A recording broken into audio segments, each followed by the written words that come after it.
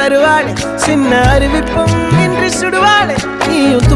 தும்மிடி ஆயுசு நூறாக என் உயிர் உன்னோட பத்திர சொத்தாக என் பார்வை உன்னோடு உன் பொம்மை கண்ணோடு பேசாமல் விண்ணோடு நாம் மிதந்து போவோம் காதாரா அடியானோ நான் தாங்க மாறோடு